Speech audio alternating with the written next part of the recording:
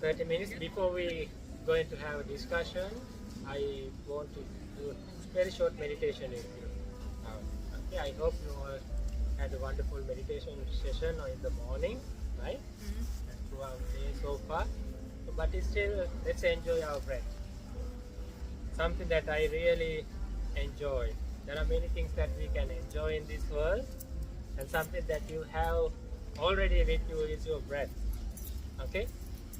So if you have meditated like 1 to 2 hours, you might have experienced how beautiful it is, calming your mind, calming your body, and calming your breath.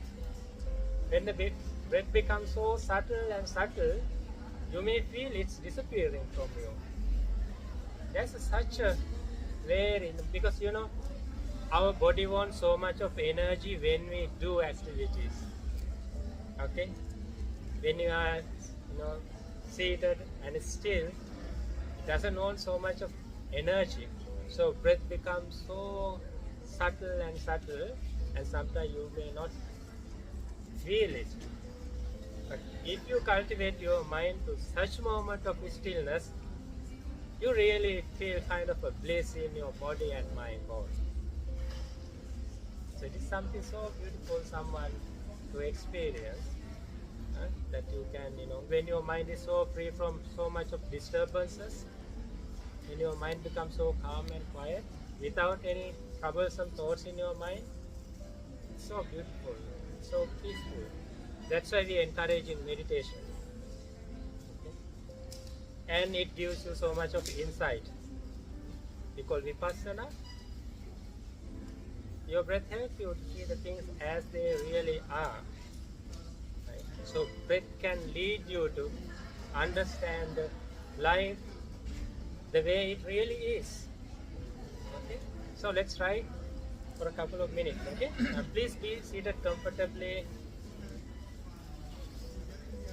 You put your palms together on your lap, right palm on the left palm.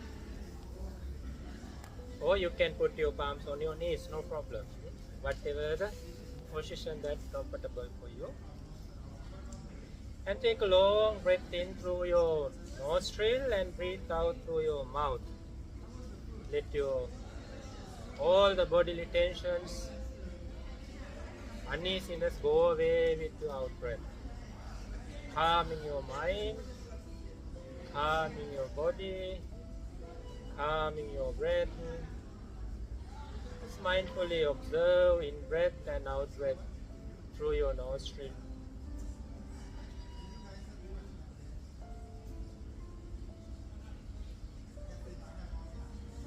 Just feel your entire body, bodily sensations, bodily feelings,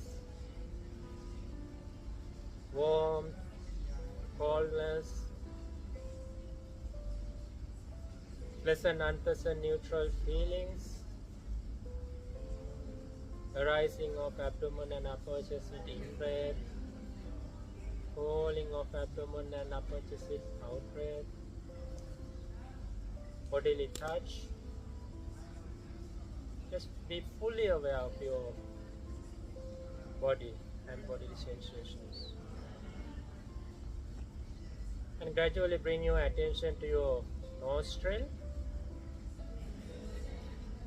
Just observe in-breath as it is when it touches your nostril. Observe the out-breath when it touches your nostril. Sometimes you breathe in with your both nostril. Sometimes maybe one nostril, left or right.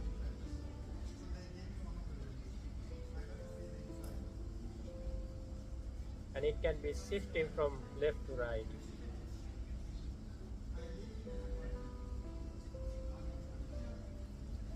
Without any clinging to your body or mind. Let's observe the bodily conditions as they really are.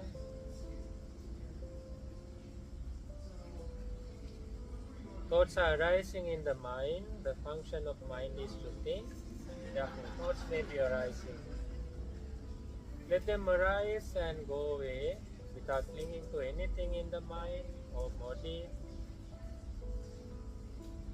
Just mindfully breathe in, breathe out, calming your body, calming your mind, calming your breath. Breathe in, breathe out.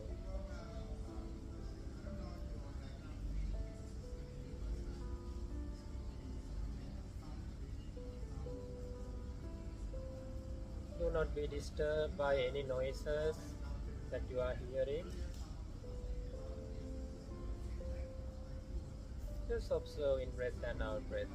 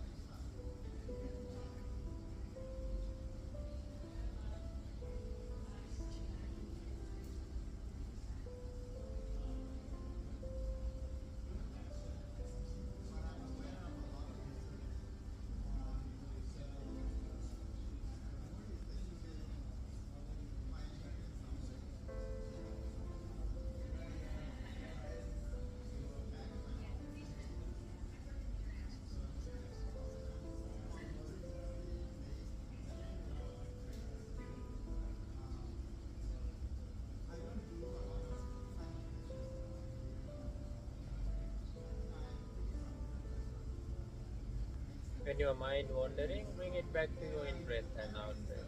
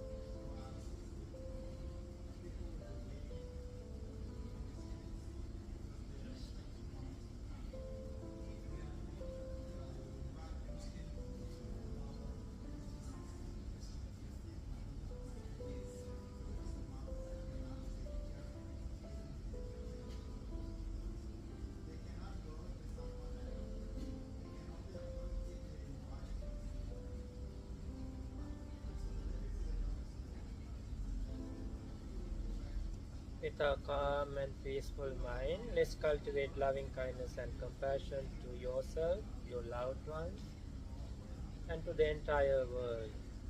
So think about yourself, bring your image to your heart, and think to yourself when I say this. May I be well, happy and peaceful.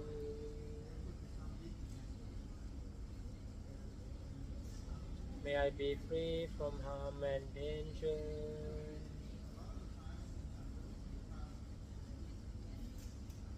May I be free from suffering, physical and mental suffering.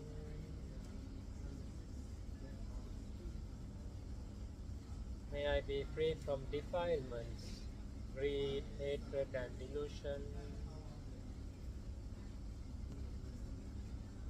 May I be humble, gentle and not conceited.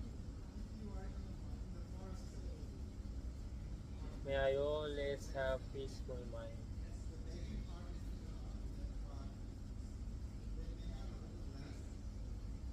So also my loved ones, parents, children, husband or wife, friends, whoever dear to me, may they all be well, happy and peaceful. May they be free from harm and danger. May they be free from suffering, physical and mental suffering. May they be free from defilements, greed, hatred and delusion. May they be humble, gentle and not conceited. May they have peaceful minds.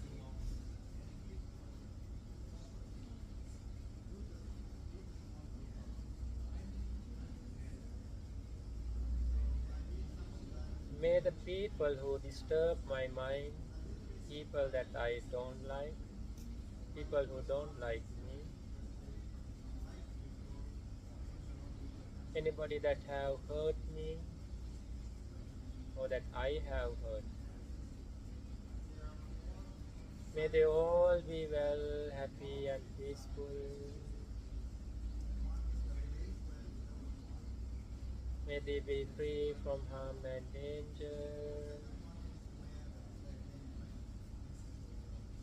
May they be free from suffering, physical and mental suffering. May they be free from defilements, greed, hatred and illusion. May they be humble, gentle and not conceited. May they have peaceful minds. May all the living beings, born and seeking to be born, known and unknown, seen and unseen, wherever in the universe, may they all be well, happy and peaceful. May all the beings be free from harm and danger. May all the beings be free from suffering, physical and mental suffering.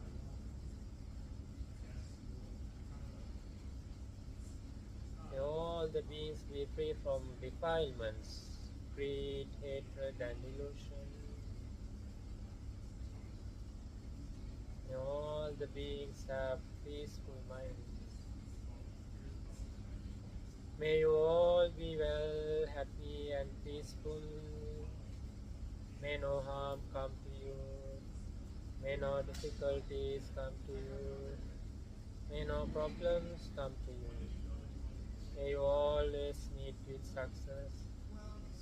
May you also have patience, courage, understanding and determination to meet and overcome inevitable difficulties, problems and failures of life. May you be well, happy and peaceful.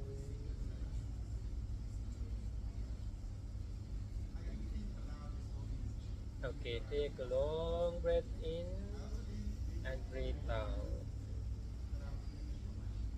Slowly open your eyes. Sadhu, sadhu, sadhu. Thank you everyone. I hope you enjoy your breath and good thoughts that you cultivated in your mind. So I was instructed by Maya when she informed me about the retreat to talk about self-loving, self-kindness. So, have you had that discussion today? No? Not much. Not much? Yeah. Okay. How much is it important for you to be so kind to yourself? Extremely. Extremely, right? Extremely. We all are looking for that, aren't we? throughout our entire life, we have been chasing for something that's to be, in a way, I would use some common words, to be happy, to be peaceful, to be free from troubles, problems, and suffering, right? And you want to be happy, to enjoy something, right? That is what we are looking for, and maybe something else too, but somehow that make you comfortable, right? But the thing is this: there are so much of conditionalities around us that beyond our control. What is the first thing that you have had in your life which is beyond your control? Yes, it's birth, right? Birth is not our decision. None of us have decided to be born to this world before we born. Once you are born to this world, since the very moment that you were aware of your consciousness, I am, the sense of I am, then you became. Before that, no, you didn't, right? So after that, there are some more things that out of our control.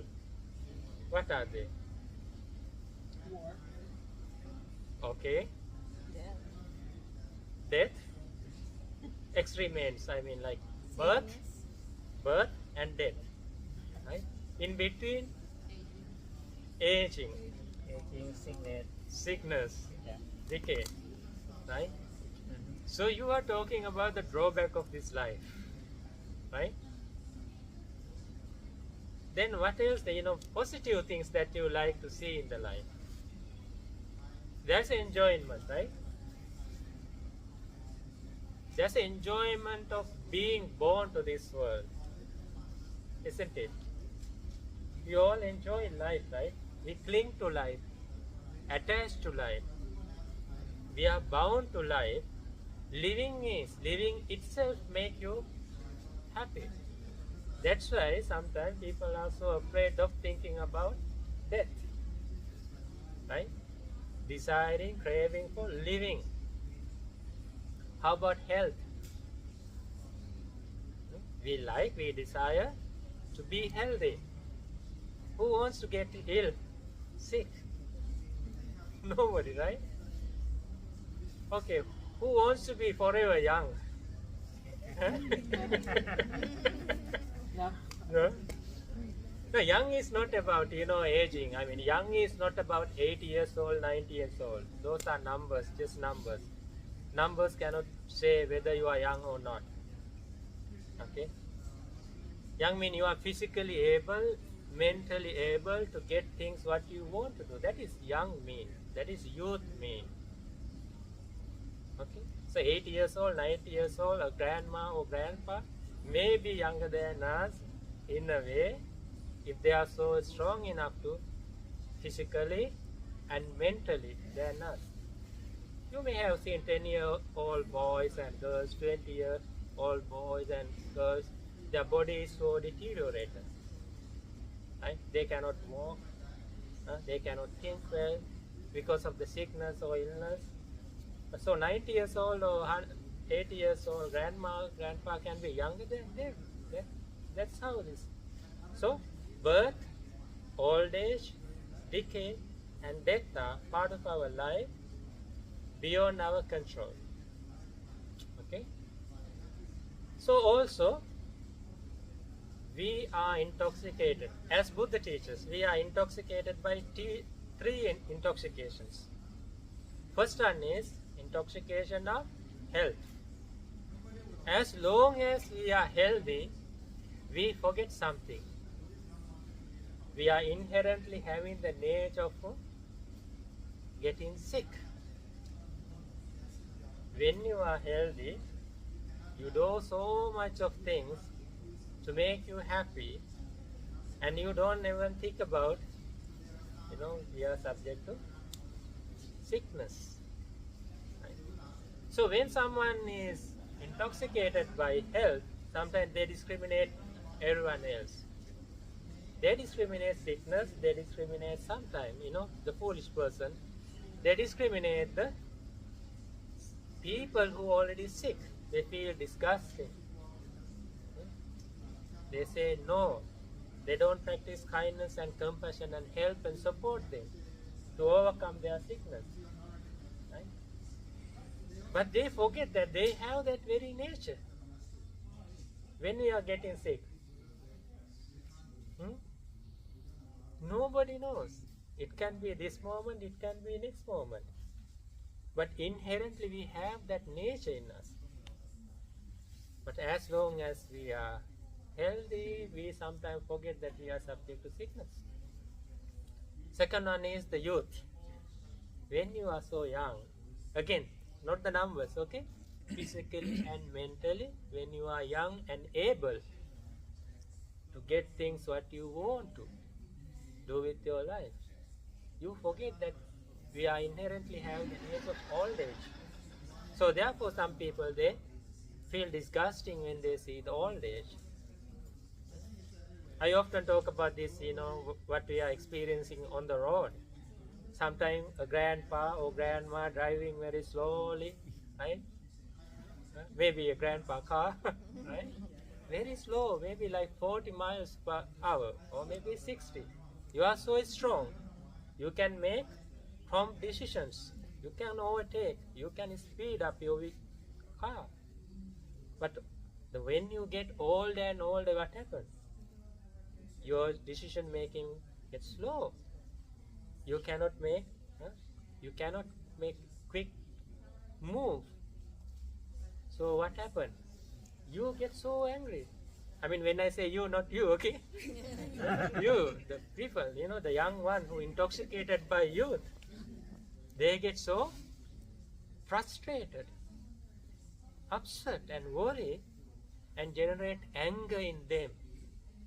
Maybe the grandma or grandpa, they don't hear it, but they may use negative words, negative thoughts, bad words, shouting at them. They forget something. That's your future. That's your future. One day you're going to die like that. Right? Why? You are intoxicated by youth. So sometimes you're intoxicated by life itself and you reject, you feel disgusting about death. Now the question is this: birth is not your decision, old age is not your decision, health is not your decision, death is not your decision. Okay? How about the enjoyment of your life? Is it your decision? Desire, when you're craving for something, you are chasing after it. When you don't like something, you hate it. Inherently, we like health, youth, and the life itself, so we are craving for that. Right? So therefore, we are chasing after that. The thing is, life is, you cannot choose only one half of the life because it's not your decision. Unfortunately, that's how, when we are ignorant towards the nature of our life, we reject one half of the life and we are always craving for the other half of the life. When it comes to our teaching, it is said, no, you cannot do that. All of those things are not under your control. Life is rooted in suffering. So suffering is not a word to be afraid of. It is a word, it's something to embrace, accept, and be enlightened to what it really is. Okay? So in our teaching, we are talking about the suffering as a noble truth. It's a noble truth, people. Ariya Satya. Ariya means noble. Satya means truth. And we are learning about it not to suffer, but to identify the cause of suffering. We call it the noble truth of cause of suffering. So we are trying to understand the cause of suffering, why we want to get rid of it. Cessation of suffering. And there's a fourth one, fourth noble truth. There's a path that leading to the cessation of suffering. Okay? That's why I call Four Noble Truth is the fundamental teaching of the, the Buddhist teaching. Right?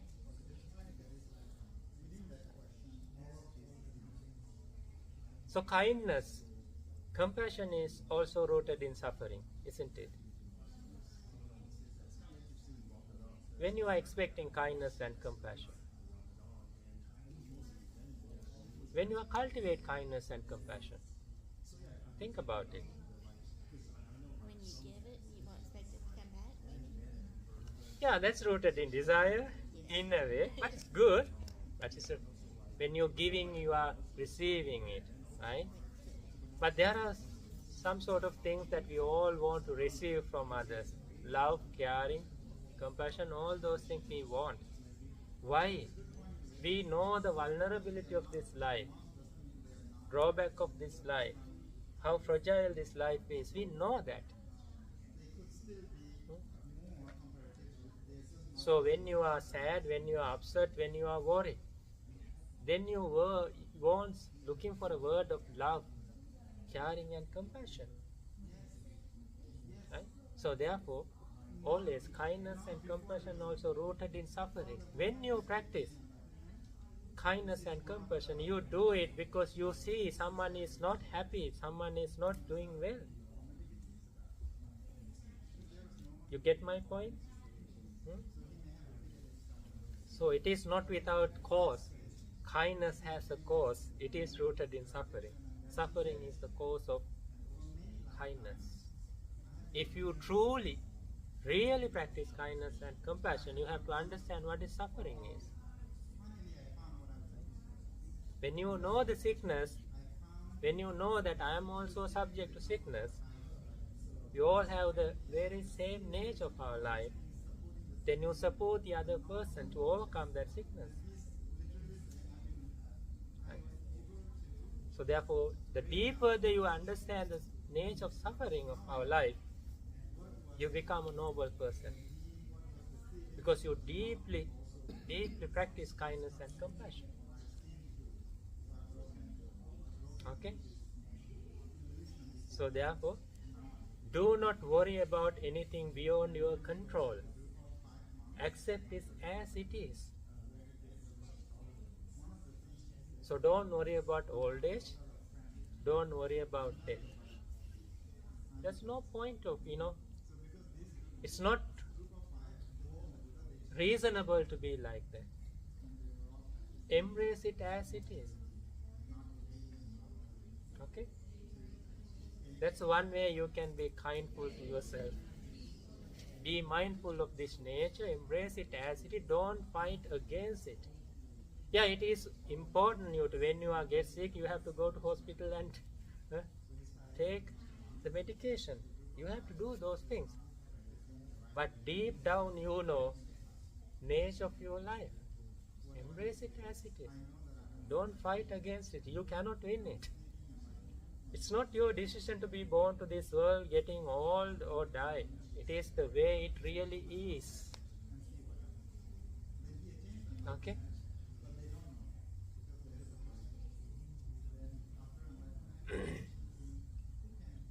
Another fundamental teaching of our life is, the Buddha teaches everything is impermanent, right? All the conditioned phenomena are impermanent. Your body is a conditioned phenomena. Your feelings are conditioned phenomena.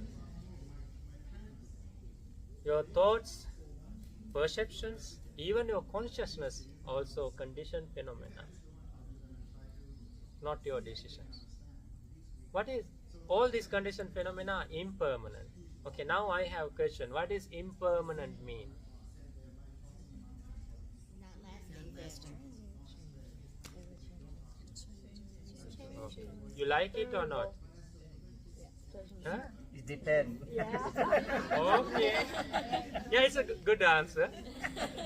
Can you explain it a little bit more? Why it depends? So if it change like I expect, I like it. But Okay. if it's change to something that's out of my expectation, this I don't like it. Okay. When you are being driven by, okay, two words. When you are driven by craving and ignorance, you don't want anything to change that you are craving for, right? So when something is so favorable for you, you crave for it, you desire for it, you don't want it to be changed. Okay.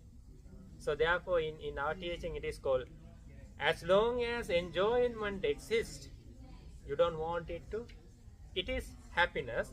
As long as the enjoyment is last, you don't want it to change. But when the enjoyment or happiness begins to change, what happens? You are not happy, right?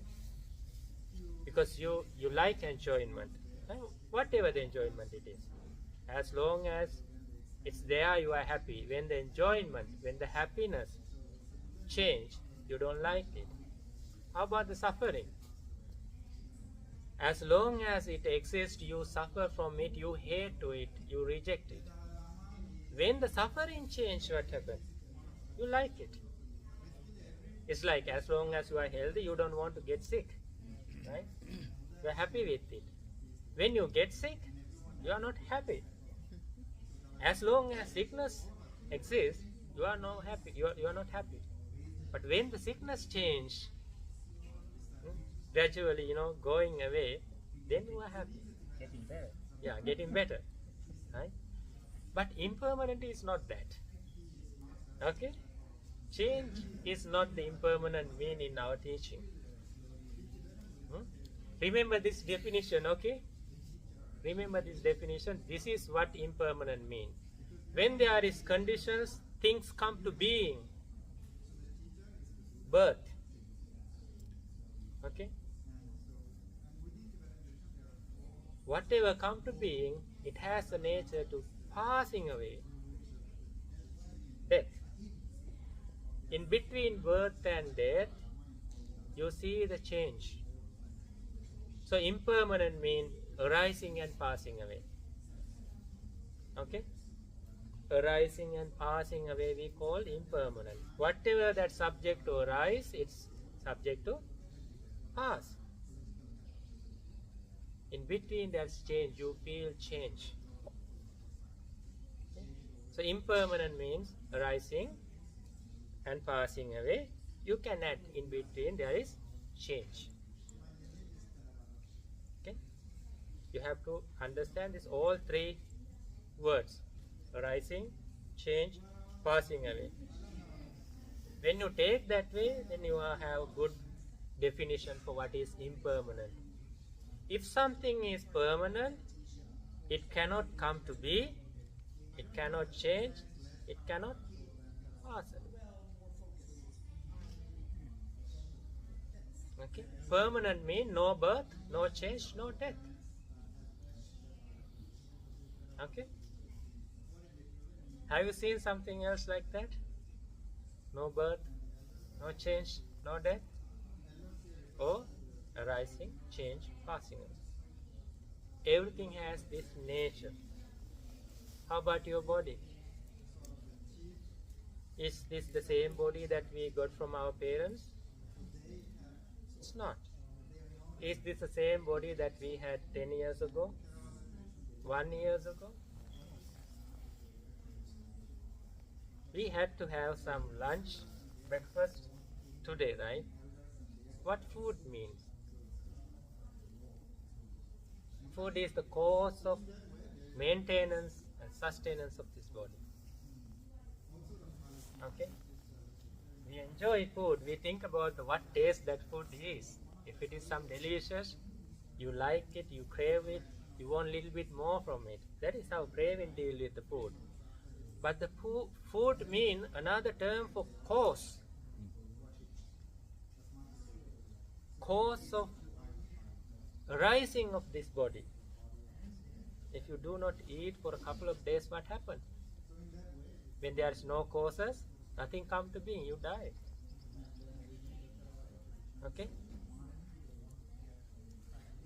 So that's why we have to, if you are so kind-hearted to yourself, watch your food. Don't try to satisfy your desire for taste. It's okay to eat something, satisfy your taste, but not too much, causing harm your body. Diabetic, what else? Cholesterol, blood pressure, and many other things. Right?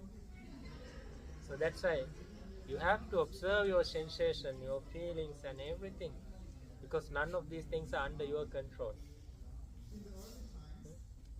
Every day we have to clean ourselves. Why? Body deteriorate, decay, old age. Every single moment it happens, but we think we get old only when we become 80 years old. No. Every single moment we are changing, arising, changing, passing away. That's why, all cells dies and new cells arise in the body. But you see the same body, why? The body has this nature of solidity, right? You feel the solidity. You see like a river, your body is, flowing. When you look into, yourself in the mirror, you see the same person. But there's no such a same permanent person in you. Body is arising, changing, passing away. It's good to contemplate on it. How about feelings? There are 3 feelings, not more than that. No matter whatever you do, only you feel just 3 feelings. Pleasant feelings, unpleasant feelings, and neutral feelings. Nothing more than that. No matter whatever you feel. Pleasant feeling, unpleasant feeling, neutral feeling. We have kind of a stupidity to think that we can always have pleasant feelings. Chasing after pleasant feelings. Not understanding even no matter whatever the feeling it is, be it pleasant or unpleasant, it is impermanent. Arise, change, passing away. Right? When you cling to something pleasant feelings, if you are craving for it, right? You are chasing after those feelings, satisfy your craving for that feeling. Craving is insatiable. In order to satisfy your feelings, sometimes people do so much of negative things, harming their physical health and mental health. Right? So if you are kind-hearted to yourself, compassionate enough to yourself, just mindfully observe your feelings. Feelings are just arising and passing away. Why do I have some favorable feeling for this, unfavorable feeling for this? Right? So you can ask such questions. Even with the food, when you eat something, you can ask this question: why am I so craving for this food, having this flavor? And why am I hating this food? Right? Whatever the food that you don't like, ask that question from yourself. So then you will understand sensations are just arising, passing away. Feelings are also not under your control. And that is also not your decision to feel pleasantness or unpleasantness of life. And all depends on how you perceive things. Okay? Think about the same color flower can give all of us different perception. Some may like it, some may not like it. Right? So flower itself is not beautiful there or ugly. It's how you condition your mind. How you perceive it becomes something beautiful or not, pleasant or not pleasant, agreeable or not agreeable. Right? So your mind, the way you conditioning your mind is the most important fact for you to be happy or unhappy. Everything else are, of course, connected and condition your environment but they don't really decide your happiness or unhappiness. It depends on how you perceive things, how you internalize things, and how you deal with it.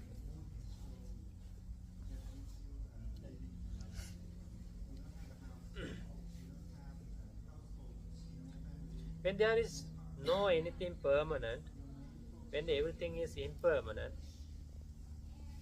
what's the point of too much clinging, craving for such thing, no matter whether they are nice or not nice? Think about it. One teaching is, getting rid of the cause of suffering. What is the cause of suffering in teaching? It's desire, it's craving, it's clinging. Right?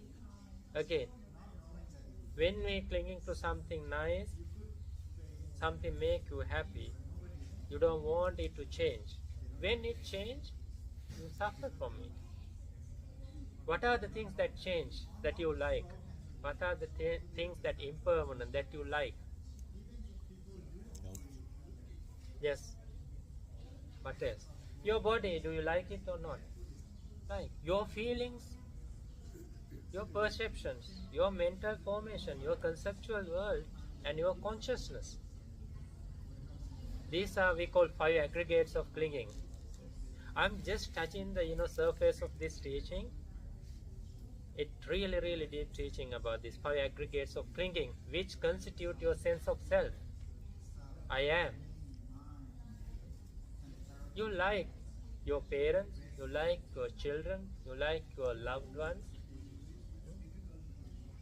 What about if something happened to them? You like it? Can you stop it? You cannot stop getting old, your body. You cannot stop, you are getting ill or sick. You cannot stop your death. You cannot stop having unpleasant feelings, unpleasant thought when something that you meet that disturbing your mind. You call it your mind, but you cannot keep it in the way you want. Can you? You call that. That's why I say mind is a conditioned phenomena. It's not a permanent self. People are so, in a way, very difficult people to understand it. Thoughts are conditionally arising. It's not your decision. Okay. So you call it my mind. It gives rise to so much of pain, suffering, uneasiness. So many other modern words you can say, depression, or many other things. They're just arising in your mind. Why? If it is your mind, you should be able to keep it in the way you want. Can you? Can't. You can't. So therefore, when you are unable to control, unable to keep your own self under your control, under your agency, how can you keep your parents? How can you keep your loved ones? And expecting them to be in the way you want. Is it wise to think in that way? Is it not wise to think in that way? But we desiring for that. So in our teaching it is said, okay, don't expect such things. While you are living with them, live with so much of kindness and compassion and caring and love. That's all what you can do. Being supportive each other, knowing this life is such, it's so fragile. And don't blame the life for being fragile. It is how it is. Okay? It is how it is. Now think about your own desires, expectations that you have. Whenever you get disappointed, you might have had so much of disappointments in the past. Right? Now think about why you got disappointed. Mostly not getting what you want. Right? Mostly not getting what you want. No, when it's teaching about the Buddha's teaching, we call the first things that we discuss. Birth is suffering. Birth is also suffering. Old age is also suffering. Sickness is also suffering. Death also suffering. Then there are psychological few words. Not getting what you want is suffering. Getting what you don't want is also suffering. Meeting with unpleasant thing is suffering. Separating from loved one and loved thing is also suffering. All those things come to our life because life is impermanent. If someone is embraced that truth of our life, his or her mind would not be shaken by when those natural conditions come to your life. Yes, indeed, one day you meet someone, you have to separate from that person. So Buddha says all the meetings end with departing. You cannot keep any meeting, any bond, any attachment forever. All the meetings end with departing. All the living beings end up being dying. Right? So this is something to embrace. Okay? Not to be worried, not to be sad, not to be rejected. So you cannot, when the life come a whole package, you cannot just pick up what you want. Our mind is such, we want to pick up, health, we want to pick up youth, we want to pick up only things that make me happy. No, you cannot do that. Right? Embrace the entire package as it is. Then you are free from so much of suffering. And you have to understand, we all have to understand the very nature of our desires and craving. Right? Our craving is not your decision. Again, think about it. I would say craving is not your decision, even you feel like it's me who craving for things. In a deeper sense, craving is a conditioned phenomena. How does craving arise you? Have you seen it? How does craving arise you? Change. You have senses. Eye, ear, nose, tongue, body. And there are 5 senses and the mind. And there are 5 sense objects. What are they? Visible form, what you see through your eye. Sound, with the ear and nose and smell, tongue and the taste, body and the touch. Okay, I'll give an example. When your eye sees something, there arises something called eye consciousness. Knowing about seeing something. Ear and sound meet together, there arises ear consciousness. Knowing about listening or hearing something. Nose and smell meet together, there arises knowing something called nose consciousness. So this teaching may be taught you in a different way in the neuroscience. Okay, but neuroscience doesn't teach what life is. Okay, it doesn't know. It cannot explain it. Anyway, when the eye, visible form, and eye consciousness come together, there arises something called feeling and perception. You perceive something. Think about something. You can see something here. When you perceive something, it gives rise to pleasantness, unpleasantness, or neutrality. That is what we call feeling, kind of a sensation. It can be pleasant, unpleasant, or neutral. So when there is a pleasantness, having pleasantness as a condition, there arises this likeness and craving. Desire arises with the pleasantness. hate or detachment arises with the unpleasant. It is not something that you do. When you see something pleasant, craving arises. When you see something unpleasant, hate arises or detachment arises.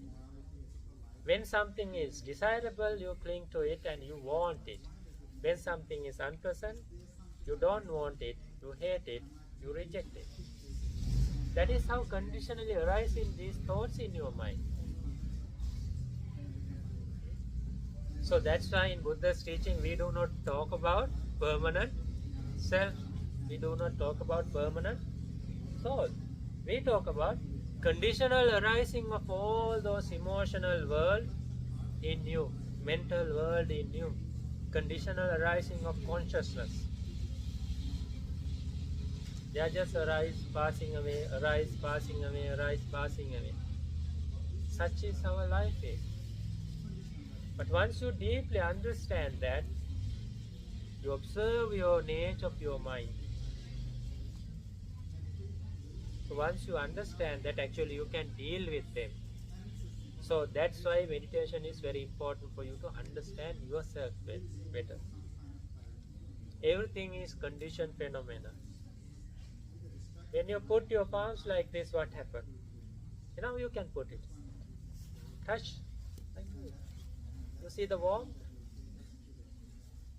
Was that warmth there before? Before you touch like this? Separate it. What happened to that warmth? It's gone. Everything is such in this our life.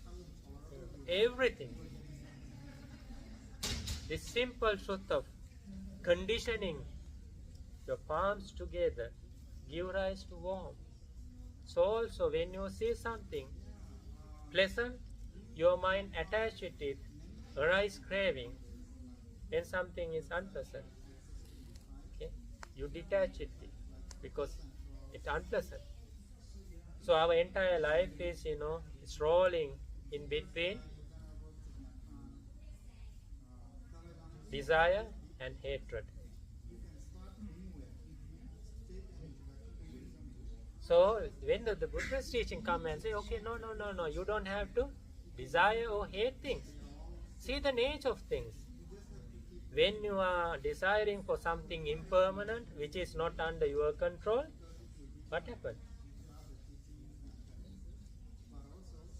When things go, in the way how it is, you don't like it. You suffer from it. When something unpleasant happens, so you hate it. But both the nature of all the conditioned phenomena are just arising and passing away. So you keep your mind in equanimity. Equanimity. Equanimity means you are not shaken by desire or desirable object. You see the nature of it. You accept the desirable or pleasantness as pleasantness. But you are not craving and chasing after it again and again and again. You embrace pleasantness as pleasantness, and you know that pleasantness does not last forever. Unpleasantness, you take it as it is. Yes, this is unpleasantness. But I know this will pass away, not forever.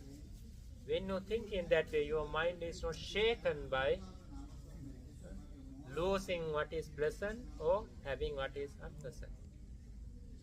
So your mind in stillness.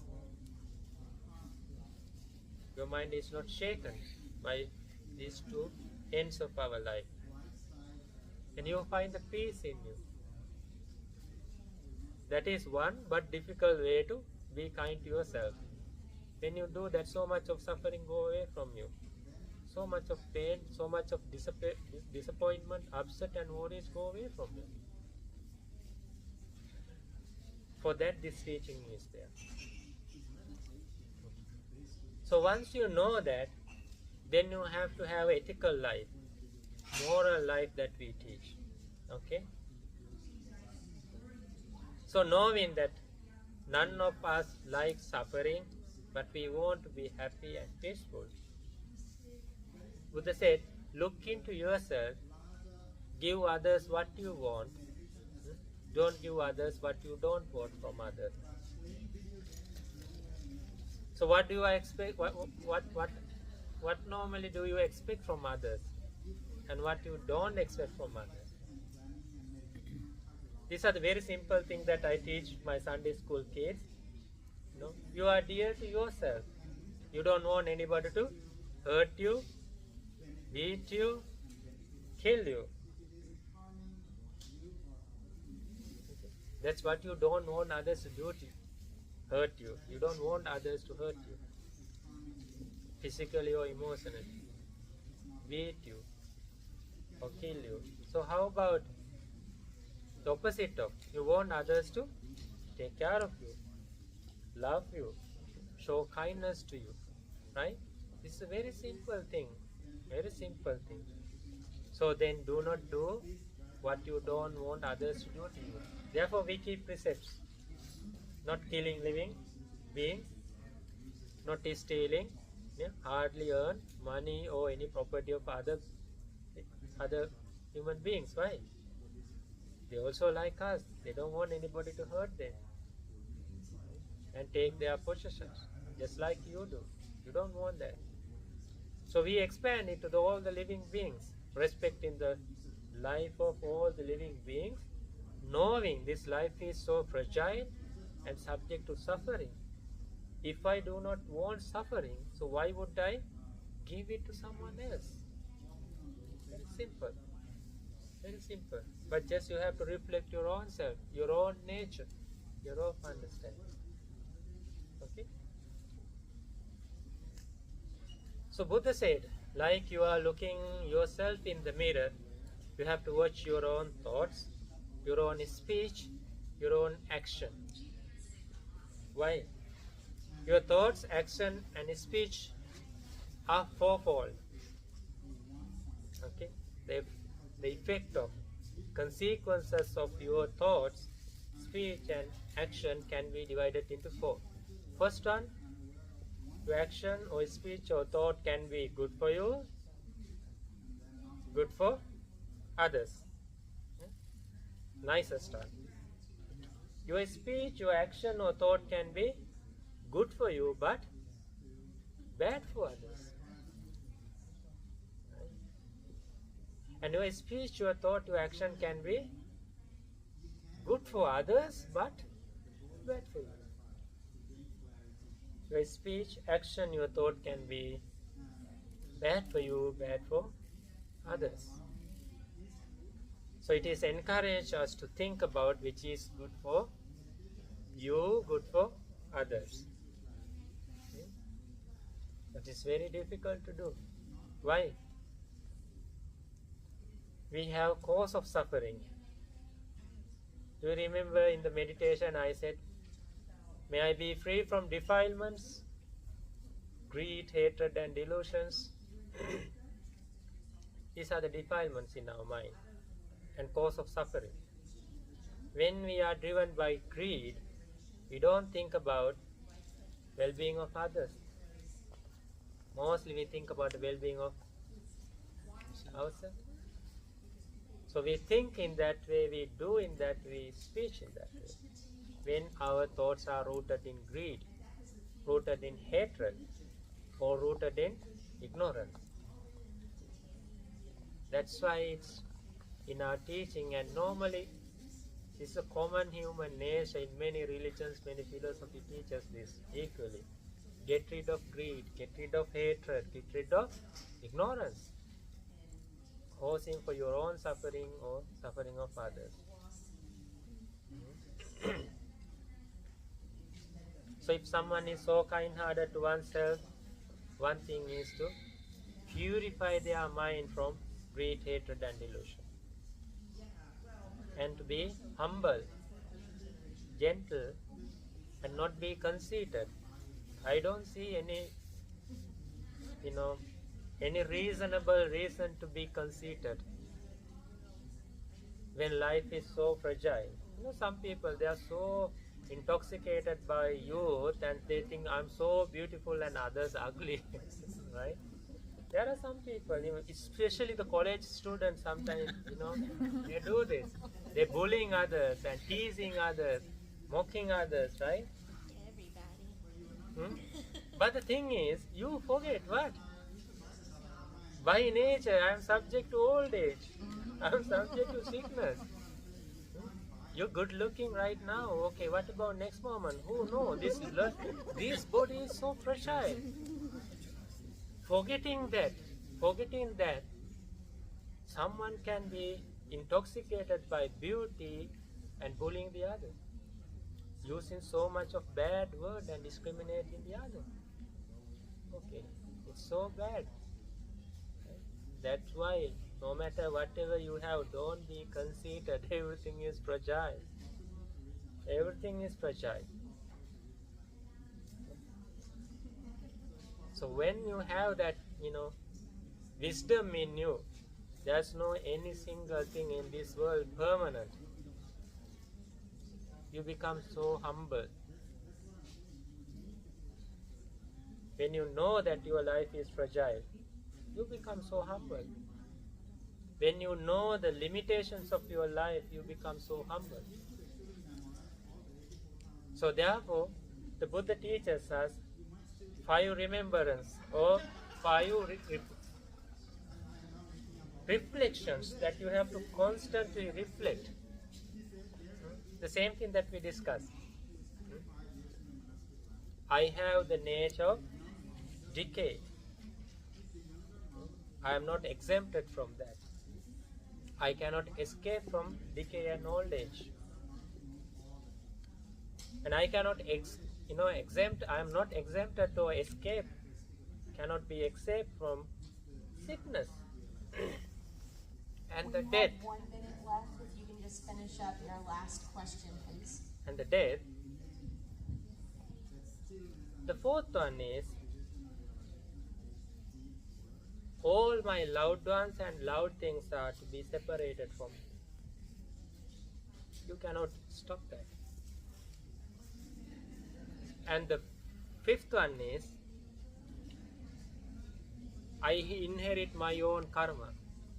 The good or bad I do, that is only what I have. Nothing more than that. So Buddha asks us to think about those things. Constantly or often reflect on that.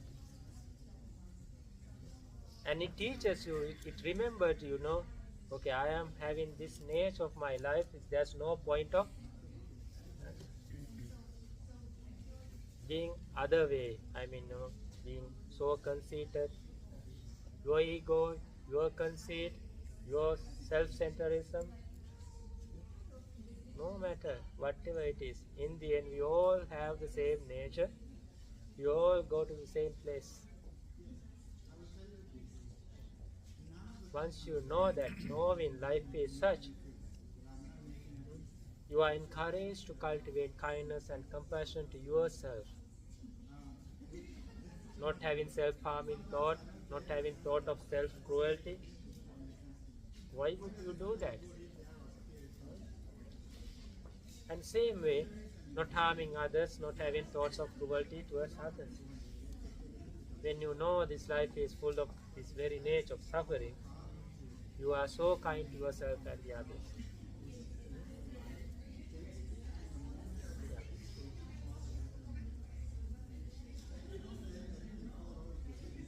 Yeah. Any question? Yes. I'm struggling with trying to grasp the thing of how you can not become attached to anything. No, we all are attaching to things, right? So parents cannot All right, we be are getting ready to start a group showcase. parents cannot Moving our chairs back. be not attached to kids. We all are attached to things. But what we do is to understand the nature of our life. Yes, you attach to your kids, you have obligation, you have a responsibility to take care of them, love them. But just because you have love and caring and compassion, inseparable bond in your mind, can you keep them in the way you want? You can't. I mean, when it's come to life, birth, old age, decay, disease, death, and whatever going in their mind, they are not under your control. But knowing that they also subject to same suffering that I am going through, you cultivate so much of kindness and compassion and caring towards them. It's not that. So don't misunderstand what is detachment that teaching in the Buddha's teaching. It is not giving up for running away from your responsibilities. It's giving up your. It is giving up your ignorance. It's giving up your ignorance and mentally being detached from that craving. It's not that just giving up all your responsibility. No, we don't do that. But because of our Thank you. schedule, but as May all we be are well, happy, and moving to